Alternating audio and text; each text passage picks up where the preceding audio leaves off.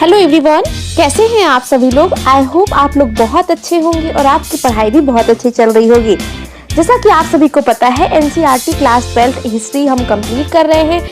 इसका chapter first की मैं बात करूं तो ईंटें, मनके तथा अस्थियां और हड़प्पा सभ्यता से जो चैप्टर फर्स्ट संबंधित है उसके ऑलरेडी 4 पार्ट में वीडियो हो चुके हैं। यानी आज है पार्ट 5 की बारी। पार्ट 5 में हम क्या पढ़ने वाले हैं मैं आपको बताती हूँ। पार्ट 5 में हम कंप्लीट करेंगे हड़प्पा सभ्यता की खोज कैसे हुई, इसके बारे में हम डिटेल से डिस्कशन करेंगे। साथ ही जानेंगे हड़प्पा सभ्यता की खोज के बारे में और कौन कौन से अन्य स्थलों की खोज की गई है। इन सभी बातों के बारे में पार्ट 5 में हम चर्चा करने वाले हैं। हड़प्पा सभ्यता की खोज के बारे में ये chapter class 12 NCERT history chapter first ईंटें, मनके तथा अस्थियां हड़प्पा सभ्यता से संबंधित है। चलिए स्टार्ट करते हैं अपना चैप्टर बिना समय को वेस्ट किए हुए। हड़प्पा सभ्यता की खोज के बारे में पढ़ते हैं और जानेंगे और अन्य चीजों के बारे में। पार्ट 5 वीडियो आप कंप्लीट देखिएगा और वीडियो को अंत तक जरूर देखिएगा ताकि आपको सभी चीजें डिटेल से समझ में आए। चलिए स्टार्ट करते हैं, आगे बढ़ते हैं। जैसा कि आपको पता है, मैंने ऑलरेडी 4 पार्ट में ये वीडियो करा चुका है। 4 पार्ट में मैंने ये बताया है कि हड़प्पा सभ्यता यानी सिंधु घाटी सभ्यता को हड़प्पा सभ्यता भी कहते हैं। इसकी खोज कैसे हुई, इसके कौन कौन से स्थल हैं, यह और आसपास के जो भी क्षेत्र थे उनसे संबंधित था। साथ ही यहाँ पे जो दुर्ग होते थे, जो इस घर बनाने की प्रक्रिया होती थी, शहर बनाने की प्रक्रिया थी, इन सभी बातों के बारे में हमने इस 4 वीडियो में यानी पार्ट 4 में हमने कंप्लीट किया है। आगे है पार्ट 5 के बारे में, जिसमें हम समझेंगे कि सभ्यता का अंत की बात करते हैं। ऐसे साक्ष्य मिले हैं, सभ्यता के अंत में ऐसे साक्ष्य मिले हैं जिसके अनुसार 1800 ईसा पूर्व तक चोलिस्तान जैसे क्षेत्रों में अधिकांश विकसित हड़प्पा स्थलों को त्याग दिया गया था। कब की मैं बात कर रही हूँ, 1800 ईसा पूर्व तक चोलिस्तान जैसे क्षेत्रों में अधिकांश विकसित हड़प्पा स्थलों को क्या किया गया था, त्याग दिया गया था। इसके साथ ही गुजरात, हरियाणा तथा पश्चिम उत्तर प्रदेश में नई बस्तियों में आबादी बढ़ने लगी थी। कहां पर? गुजरात, हरियाणा और पश्चिमी उत्तर प्रदेश में। ऐसा लगता है कि उत्तर हड़प्पा के क्षेत्र 1900 से ईसा पूर्व के बाद अस्तित्व में रहे। कुछ चुने हुए हड़प्पा स्थलों में भौतिक संस्कृति में बदलाव आया, जैसा सभ्यता की विशिष्ट पुरावस्तुओं, बांटों, मुहरों और विशिष्ट मनकों को समाप्त हो जाना था। लेखन, लंबी दूरी का व्यापार तथा शिल्प विशेषज्ञता भी समाप्त हो गई। समानतः थोड़ी वस्तुओं के निर्माण के लिए थोड़ा ही माल का प्रयोग में लाया जाता था। आवास निर्माण की तकनीकों का ह्रास हुआ तथा बड़ी सार्वजनिक संरचना का अब निर्माण होना बंद हो गया था। कुल मिलाकर पूरा वस्तुएं तथा बस्तियां इन संस्कृतियों में एक ग्रामीण जीवन शैली की ओर संकेत करती है। इन संस्कृतियों का उत्तर हड़प्पा अथवा अनुवर्ती संस्कृतियां कहा जाता है। इन संस्कृतियों को हम क्या कहते हैं? उत्तर हड़प्पा, साथ ही अनुवर्ती संस्कृति कहते हैं। इतनी बातें सभी को समझ में आई? कोई भी डाउट हो मुझे कमेंट सेक्शन में जरूर लिखा करिए। साथ ही ये जरूर बताया करिए कि आपको ये वीडियो कैसा लगता है और वीडियो को लाइक और शेयर जरूर करा करिए ताकि आपके दोस्तों, आपके छोटे भाई बहनों को भी इस वीडियो का लाभ हो सके। चैनल को सब्सक्राइब कर लीजिए क्योंकि आपकी पूरी क्लास 12 की एनसीईआरटी हिस्ट्री इस चैनल पर कंप्लीट होने वाली है, तो फटाफट चैनल को सब्सक्राइब कर लीजिए। चलिए आगे बढ़ते हैं। अब बात करते हैं ये परिवर्तन कैसे हुए। इस विषय में कई व्याख्या दी गई है। इनमें जलवायु परिवर्तन, वनों की कटाई, अत्यधिक बाढ़, नदियों का सूख जाना और गर्म और मार्ग बदल लेना तथा भूमि का अत्यधिक उपयोग सम्मिलित है। इनमें से कुछ कारण कुछ बस्तियों के संदर्भ में तो सही है, परंतु पूरी सभ्यता के पतन की व्याख्या नहीं करते। क्या नहीं करते? पूरी सभ्यता का पतन किस प्रकार से इसकी व्याख्या करने में ये असफल हो गए हैं। ऐसा लगता है कि सुदृढ़ एकीकरण के तत्व संभवतः हड़प्पाई राज्य का अंत हो गया था। मुहर लिपि, विशिष्ट मनकों तथा मृत भांडों के लोप, मानकीकृत बांट प्रणाली के स्थान पर स्थानीय बांटों का प्रयोग, शहरों के पतन तथा परित्याग जैसे परिवर्तनों से इस तर्क का बल मिलता है। उपमहाद्वीपीय को एक पूरी तरह से अलग क्षेत्र में नए शहरों के विकास के लिए सहस्त्राब्दी से भी अधिक समय तक की परीक्षा करनी पड़ी थी।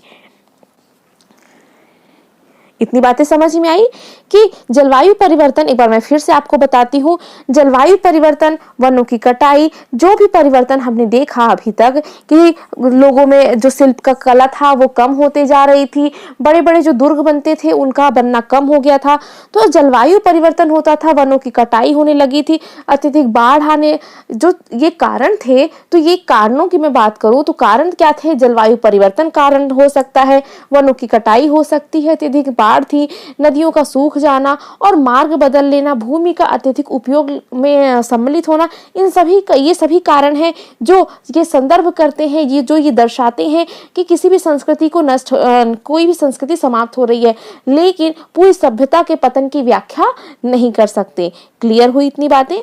आगे बढ़ते हैं। एक आक्रामक के साक्ष्य, एक आक्रमण के साक्ष्य की बात करें, डेड मैन लेन एक संकरी गली है।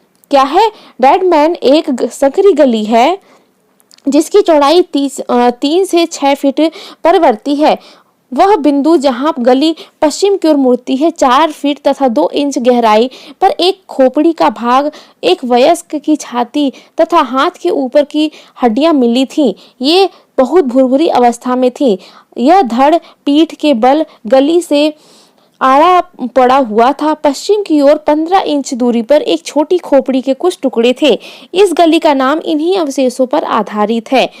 John Marshall Mohenjodaro the Indus civilisation 1931 से उद्धृत किया गया है।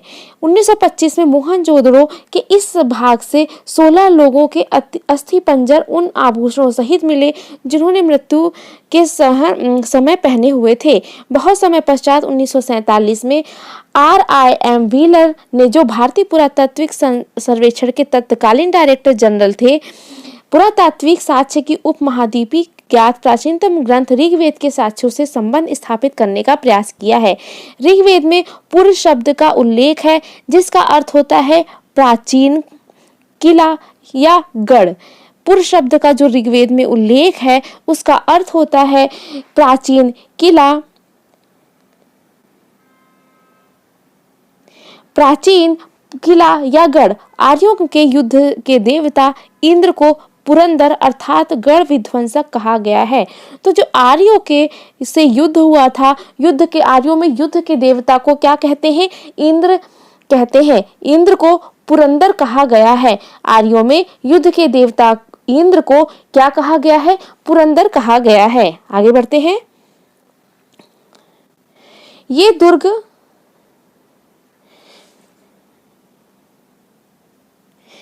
दुर्ग कहाँ है या थे? पहले माना गया था कि मिथक मात्र थे।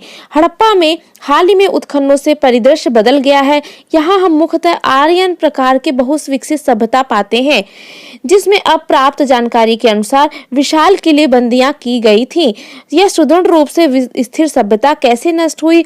हो सकता है जलवायु, आर्थिक और राजनीतिक हास में इसे कमजोर कर दिया हो, पर अधिक संभावना इस बात की है कि जानबूझकर तथा बड़े पैमाने पर किए गए विनाश ने इसे अंतिम रूप से समाप्त कर दिया।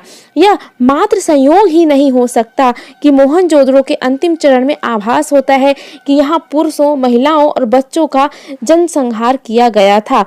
पारिस्थितिक साक्ष्यों के आधार पर इंद्र अभियुक्त माना गया है। 1960 के दशक में जॉर्ज डेल्सन नामक पुरातत्व ने मोहनजोदड़ो में जनसंहार के साक्ष्यों पर सवाल उठाए। उन्होंने दिखाया कि उस स्थान पर मिले सभी अस्थिपंजर एक ही काल के संबंध नहीं थे। हालांकि इनमें से 2 से निश्चित रूप से संहार के संकेत मिलते हैं, पर अधिकांश अस्थियां जिन संदर्भों में मिलती हैं वे इंगित करती हैं कि ये अत्यंत लापरवाही तथा श्रद्धाहीन तरीके से बनाए गए शवाधान थे। शहर के अंतिम काल में संबंध विनाश का कोई स्तर नहीं है। व्यापक स्तर पर अग्निकांड का चिन्ह नहीं है। चारों ओर फैले हथियारों के बीच कवचधारी सैनिकों के शव नहीं है। दुर्ग से जो शहर एकमात्र किलेबंदी का भाग था, अंतिम आत्मरक्षण के कोई साक्ष्य नहीं मिले हैं। जैसा कि आप देख सकते हैं, तथ्यों का सावधानी पूर्वक पुनर्निरीक्षण कभी-कभी पूर्ववर्ती व्याख्याओं को पूरी तरह उलट सकता है। ये तो व्याख्या थी। चलिए अब मेन पॉइंट में आते हैं, जिसके लिए हमने ये चैप्टर स्टार्ट किया है, हड़प्पा सभ्यता की खोज। हड़प्पा सभ्यता की खोज की बात करते हैं, बहुत इंपॉर्टेंट है और आपके पूरे एग्जाम में ये आपका साथ देने वाला है। हड़प्पा सभ्यता की खोज की बात करते हैं। अब तक हमने हड़प्पा सभ्यता के विभिन्न पहलुओं के विश्लेषण पर संबंध में चर्चा कर ली है कि किस प्रकार पुरातत्वविदों ने भौतिक अवशेषों से प्राप्त साक्ष्यों के माध्यम से एक आकर्षक इतिहास अलग अलग अंशों को एक साथ जोड़ा। लेकिन एक और कहानी भी कि किस प्रकार की पुरातात्विक सभ्यता की खोज हुई। खोज की बात करते हैं। जब हड़प्पा सभ्यता के शहर नष्ट हो गए तो लोग धीरे धीरे उनके विषय में सब कुछ भूल गए। जब लोगों ने इस क्षेत्र में सहस्राब्दियों बाद रहना आरंभ किया तब वे यह नहीं समझ पाए कि बाढ़ या मिट्टी के कटाव कारण अथवा खेत की जुताई के समय या फिर खजाने के लिए खुदाई के समय यदा कदा धरती की सतह पर आने वाली अपरिचित पुरावस्तुओं का अर्थ लगाया जाए। यानी जब ये हड़प्पा सभ्यता समाप्त हो गई तो लोग इस पर सोचना बंद कर दिए। लोगों ने इस पे बात करनी बंद कर दी। लेकिन उस जगह में जब लोग रहने लगे, लोगों ने वहां निवास करने शुरू किया, लोग वहां कृषि करने लगे, तो उन्होंने देखा कि जब हम यहाँ जमीन पर खुदाई करते हैं तो हमें कई सारी ऐसी वस्तुएं मिलती हैं जो पुरावस्तुओं से संबंधित थी। तब लोगों को ये लगा कि हमें हड़प्पा सभ्यता के बारे में और चर्चा करनी चाहिए, इसके बारे में और अध्ययन करना चाहिए, पुरातत्वविदों से इसके बारे में बात करनी चाहिए। चलिए इसी प्रकार से हमारे हड़प्पा सभ्यता की खोज का आरंभ होता है। कनघिन्नम की बात करते हैं। कनघिन्नम का भ्रम। जब भारतीय पुरातत्व सर्वेक्षण के पहले डायरेक्टर जनरल कनघिन्नम ने 19वीं शताब्दी के मध्य में पुरातात्विक उत्खनन आरंभ किए, तब पुरातात्विद अपने अन्वेषणों के मार्गदर्शन के लिए लिखित स्रोतों का प्रयोग अधिक पसंद करते थे। यहाँ तक कि कनघिन्नम की मुख्य रुचि थी भी आरंभिक इतिहास तथा उसके बाद के कालों के संबंधित पुरातत्व से थी। आरंभिक वस्तुओं की पहचान के लिए उन्होंने 4वीं से 7वीं शताब्दी ईस्वी के बीच उपमहाद्वीपीय में आए चीनी बौद्ध तीर्थयात्रियों द्वारा छोड़े गए वृत्तांतों का प्रयोग किया। अब जो कनघिन्नम थे वो भारतीय पुरातात्विक सर्वेक्षण के पहले डायरेक्टर जनरल थे। उन्होंने स्टार्ट किया कि हमें भारत में जितने भी पुरातात्विक स्थल मिले हैं उनके बारे में पढ़ना चाहिए। जब वो उनके बारे में अध्ययन करना स्टार्ट किए, यानी उसके बारे में खोज करना स्टार्ट किए, तो उन्होंने किसकी सहायता ली? उन्होंने उस चौथी से 7वीं शताब्दी के बीच, यानी चौथी से 7वीं शताब्दी के बाद जितने भी चीनी यात्री आए थे उनके द्वारा जो यात्रा वृत्तांत लिखा जाता था उनकी सहायता लेना स्टार्ट किए। कनघिन्नम ने अपने सर्वेक्षणों के दौरान मिले अभिलेखों का संग्रहण, प्रलेखन तथा अनुवाद भी किया।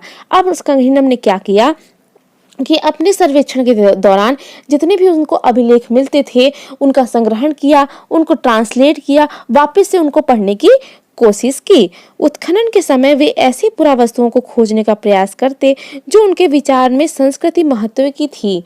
हड़प्पा जैसा पूरा स्थल जो चीनी तीर्थयात्रियों के यात्रा कार्यक्रम का हिस्सा नहीं था और जो एक आरंभिक ऐतिहासिक शहर नहीं था, कनघिन्नम के अन्वेषणों के ढांचे के में उपयुक्त नहीं बैठता था। इसलिए हड़प्पाई पुरावस्तुएं 19वीं शताब्दी में कहीं भी कभी मिलती थीं। इनमें से कुछ तो कनघिन्नम तक पहुंची भी नहीं, फिर भी वो समझ नहीं पाए कि पुरावस्तुएं कितनी प्राचीन हैं।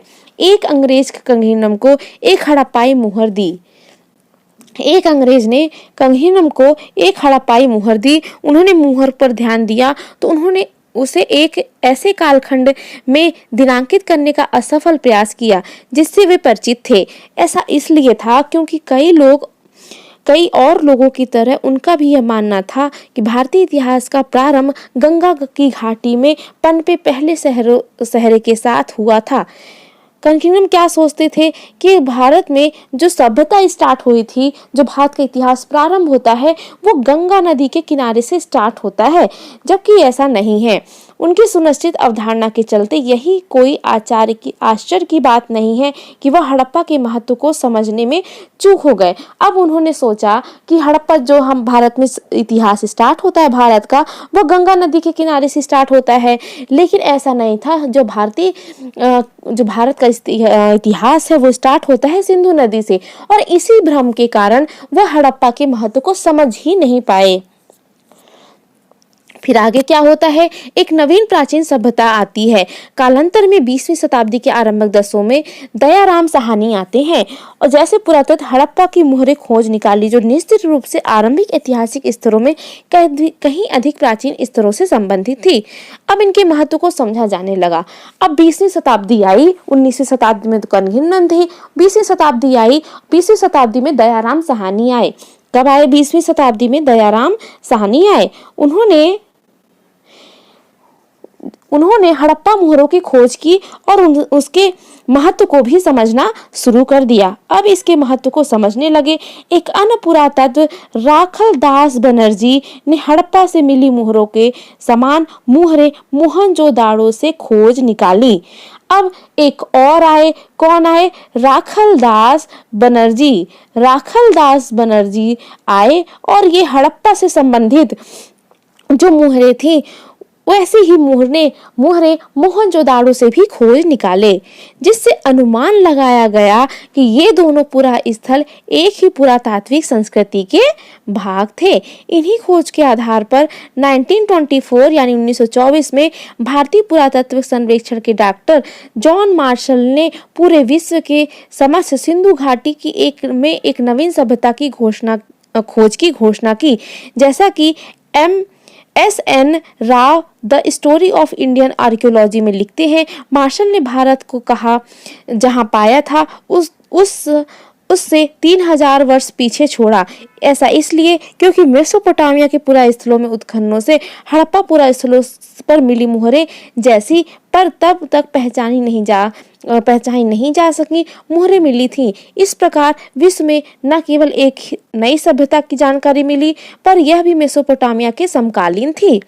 अब हमें भारत में एक नई सभ्यता की खोज मिल गई। 1924 में भारतीय पुरातत्व सर्वेक्षण के जो डायरेक्टर बने वो जॉन मार्शल बने। इसके पहले कौन था? मैंने आपको बताया था, जो पहले थे वो कनघिन्नन थे। 1924 में बने जॉन मार्शल ने सिंधु घाटी सभ्यता को एक नवीन सभ्यता खोज की घोषणा की और यह कहा कि यह सभ्यता मेसोपोटामिया के समकालीन है।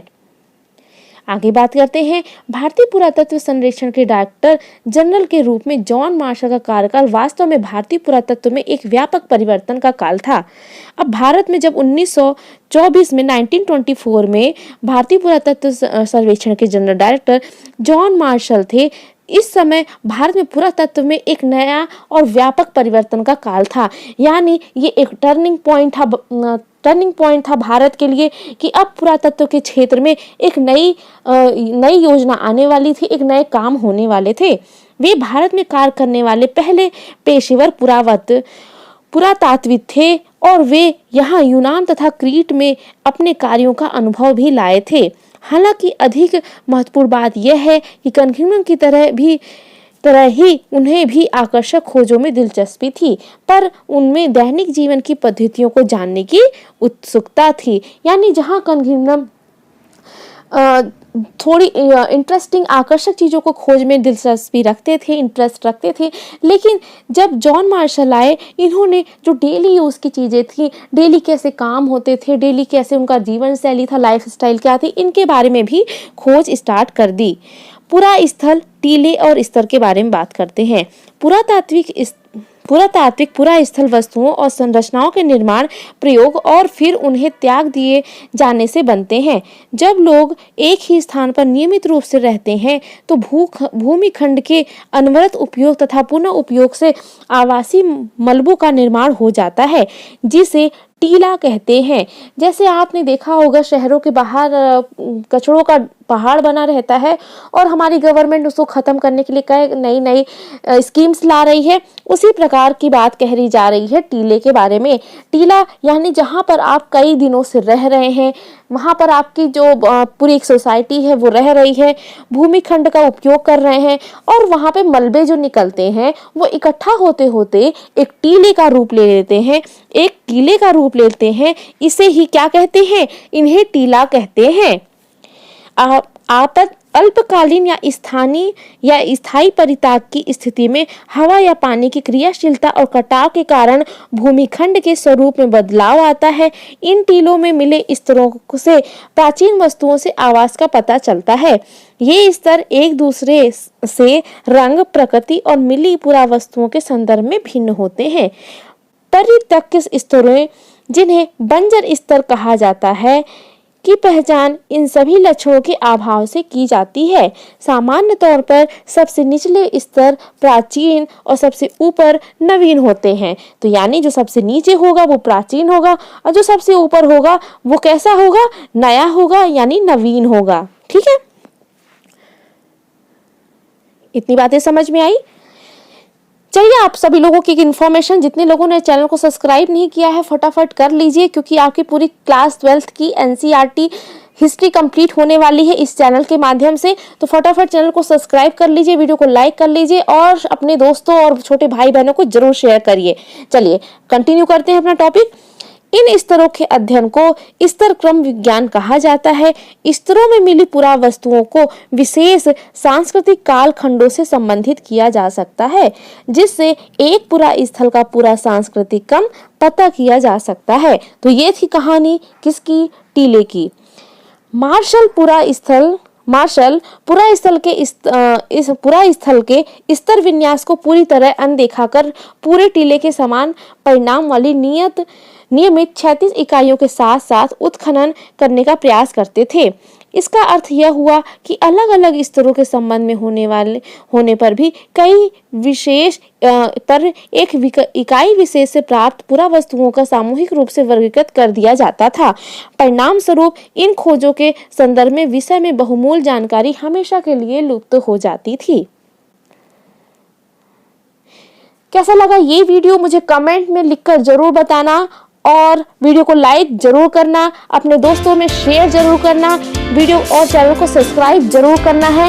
वीडियो को अंत तक देखने के लिए आपका बहुत बहुत धन्यवाद। और साथ ही इस वीडियो को रिवीजन करिएगा, इसके पहले वाले पार्ट्स भी आप जरूर रिवीजन करिएगा। मिलते हैं नेक्स्ट वीडियो में एक नए पार्ट के साथ, नए टॉपिक के साथ, नए जानकारी के साथ। तब तक के लिए खुश रहिए, पढ़ते रहिए, मुस्कुराते रहिए और रिवीजन करते रहिए। मिलते हैं नेक्स्ट वीडियो में, तब तक के लिए धन्यवाद। Thank you.